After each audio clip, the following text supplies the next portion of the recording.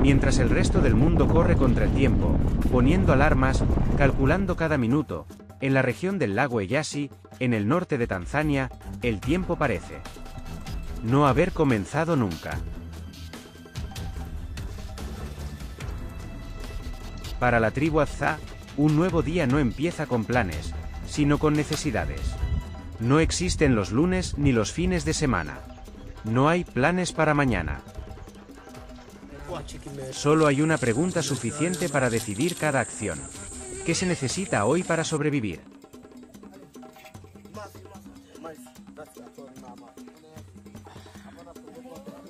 Cuando el sol apenas aparece en el horizonte, un grupo de cazadores abandona el campamento. En sus manos llevan arcos hechos de madera local y flechas impregnadas con veneno extraído de plantas autóctonas. La caza se desarrolla en silencio. Cada persona sabe dónde debe estar gracias a la experiencia y a la observación mutua. En expediciones que pueden durar muchas horas, la presa a veces es un jabalí, un animal lo suficientemente grande como para alimentar a todo el grupo durante 1 o 2 días. Pero no todas las cacerías terminan con una captura.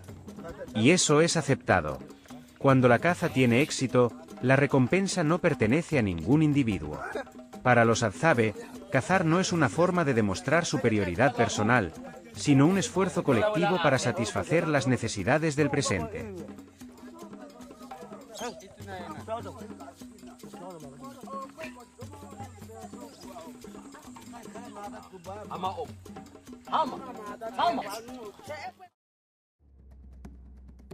Un elemento especial en las cacerías de los Hadzabe es la presencia de sus perros de caza. Estos perros no son entrenados mediante métodos modernos. Crecen junto a la comunidad, aprendiendo a través de la repetición y el instinto. Entre humanos y perros existe una relación basada más en la comprensión que en el control. No hay silbidos ni órdenes. Solo una coordinación que se ha formado con el paso del tiempo. Aquí, donde un error puede significar pasar hambre, esta confianza no es una opción, es una necesidad.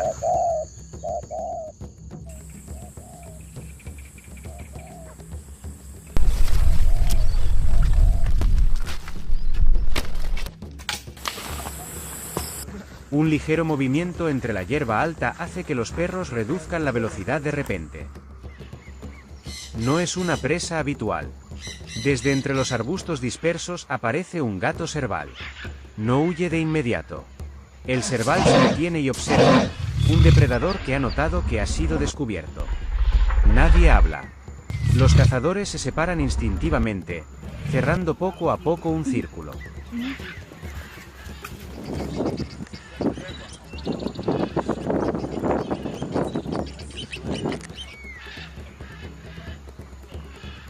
Una flecha abandona el arco justo cuando el serval salta intentando escapar. El movimiento es rápido, pero no lo suficientemente rápido para los Hadzabe. El animal cae en silencio. No hay gritos, no hay celebración. Para los Hadzabe, no es una victoria. Es simplemente el final de una caza, suficiente para que hoy nadie pase hambre. Nadie habla de habilidad. Nadie menciona quién disparó la primera flecha. Aquí, el valor de la caza no está en quién fue más rápido, sino en que el grupo tendrá un día más de seguridad.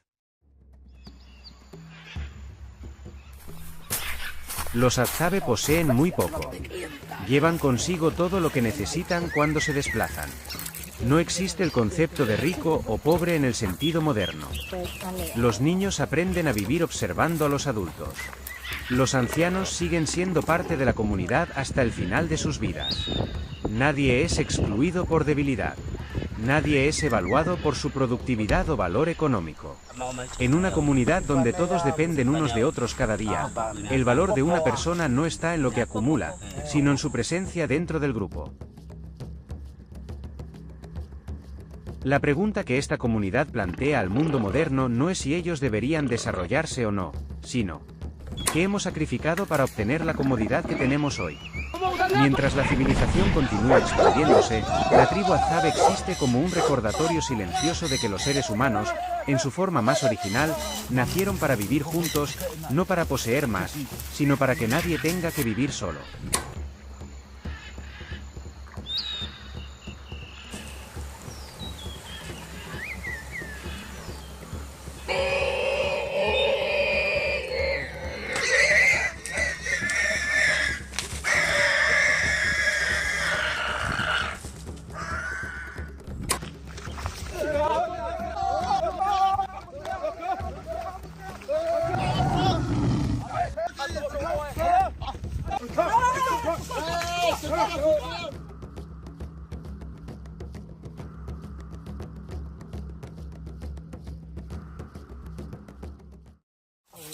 La presa es llevada de vuelta al campamento y se enciende el fuego. Cocinan de forma rápida y sencilla. No hay recetas complicadas, ni especias, ni demostraciones elaboradas. La carne se asa, se divide en trozos y se reparte entre todos, sin importar quién participó en la caza, ni la edad de cada persona. Para los Hadzabe, comer no es un acto individual. Es una actividad social. Las personas se sientan cerca unas de otras, compartiendo espacio, tiempo y comida. Nadie guarda la mejor parte y rara vez reservan comida para el día siguiente. En su mundo, compartir no es simplemente un valor moral. Es una condición para la supervivencia. En un momento poco común, los Hadzabe son presentados al arroz, un alimento familiar para miles de millones de personas en el mundo, pero completamente nuevo para ellos. La reacción no es entusiasmo inmediato, sino curiosidad y cautela. Lo prueban, intercambian miradas. Y luego sonríen. El arroz no puede reemplazar la carne, la miel o los tubérculos del bosque. Es simplemente una experiencia nueva. No hay señales de que vaya a cambiar su forma de vida. Este contacto demuestra que los Hadzabe no están completamente aislados, pero tienen la capacidad de elegir. El mundo moderno puede aparecer por un momento y luego desaparecer sin dejar una huella profunda.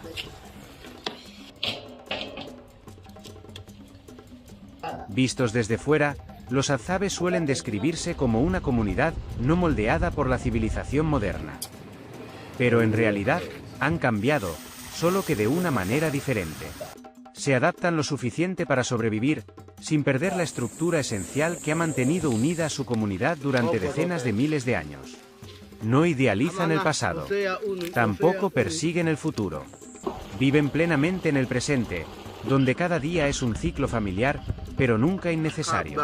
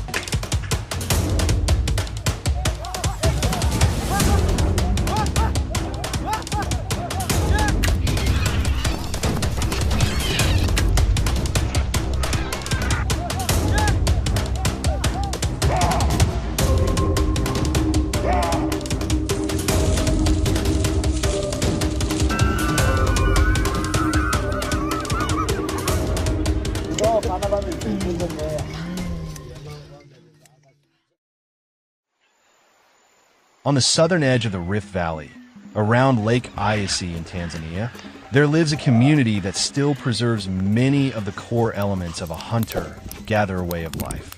They do not build cities, rely little on large-scale agriculture, and live more by the rhythm of nature than by fixed schedules. They are the Hadzabe, one of the very few hunter-gatherer communities still existing today. And for that reason, they have become a rare window through which we can better understand how humans once lived before the rise of modern agriculture. To the modern world, the Hadza are sometimes seen as a fragment of the past. But to them, this is not the past. It is simply life, a way of living they continue to choose day after day.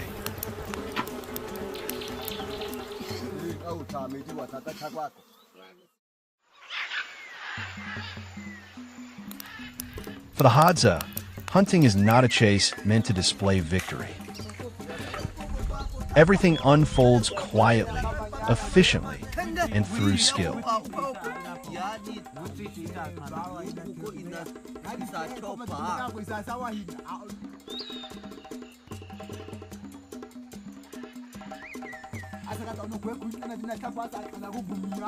The men carry wooden bows and small arrows. Some arrows are treated with plant extracts using traditional techniques to increase their effectiveness.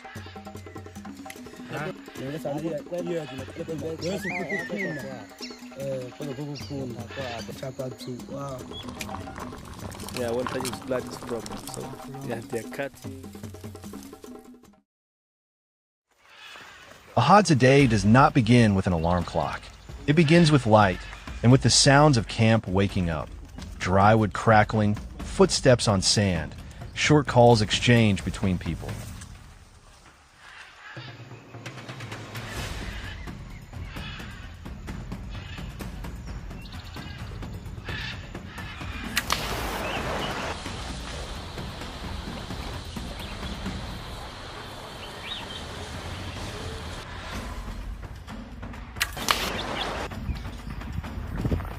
What they truly read is nature itself. Whether footprints are fresh or old, disturbed sand, alarm calls of birds, shifts in the wind, even the movement patterns of prey.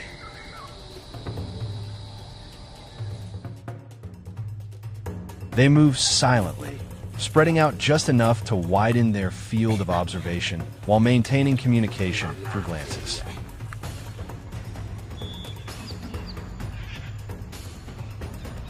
When baboons are spotted, there is no loud charge forward. Instead, they reposition, adjusting to the wind, choosing a slightly elevated vantage point, closing the distance in short, measured steps. Everything becomes a calculation of angle and distance.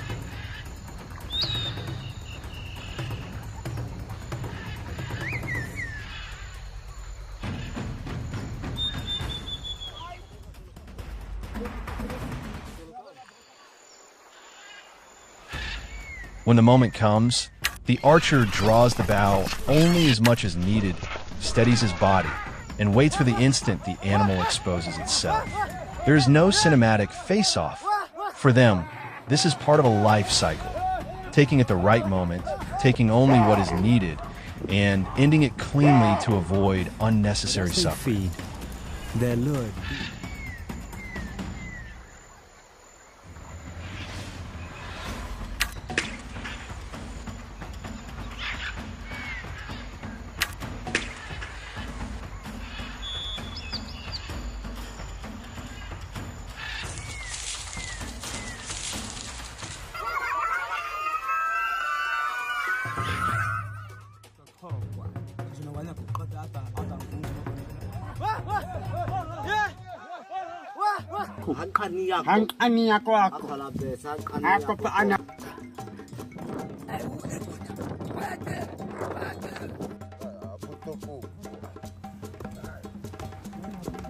The animal is not a defeated enemy, but a source of life, treated with respect. The Hadza rarely hunt beyond immediate needs. In their world, tomorrow is not something to be stockpiled, but something entrusted to the rhythm of nature and to a community that shares around a single fire.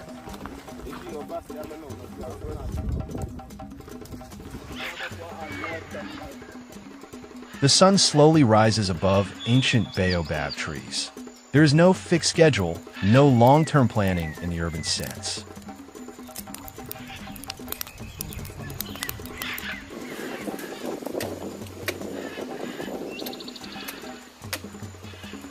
When they feel hungry, they look for food. When they are full, they rest. When rain comes, they seek shelter. Life moves by biological rhythm, not by ours.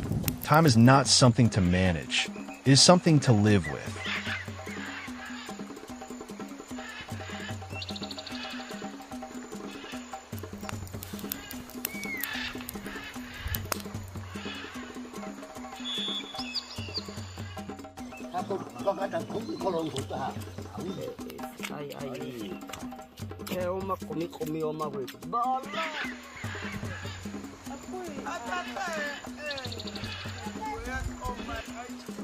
When a modern world looks at the Hadzabe, the question should not be, when will they live like us?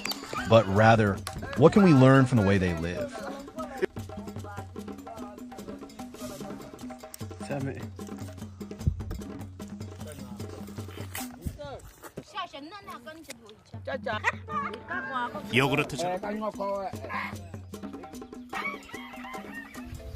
When food is brought back to camp, it rarely becomes the private property of the one who hunted or gathered. Meat is divided. Honey, earned at the cost of bee stings, is passed from hand to hand.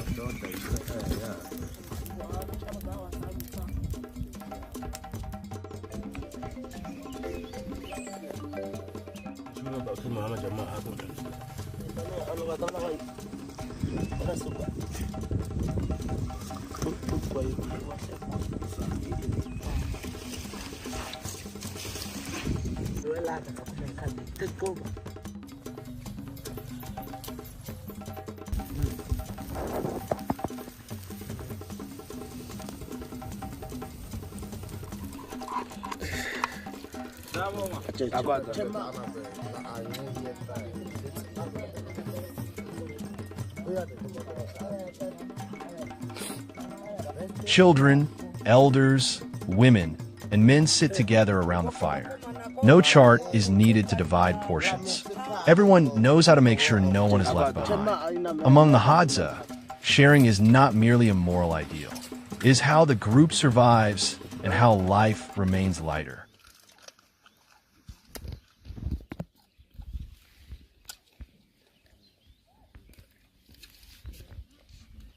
The Hadzabe may not name climate change in scientific terms, but they feel it in their bodies and in the seasons. Dry seasons grow longer. Animals travel farther. Trees bear less fruit. They argue little in words. They respond by changing routes, changing camp locations, changing ways of finding food, just as their ancestors did for generations. Only one thing is different now. The world around them is changing faster. In a world always rushing forward, the Hadzabe remind us that humans once lived without trying to control nature at all costs, only by understanding it, respecting it, and knowing their limits within it. And perhaps the greatest lesson is not about returning to the past, but about living more modern lives with less fear, less loneliness, and less consumption used to fill an inner void.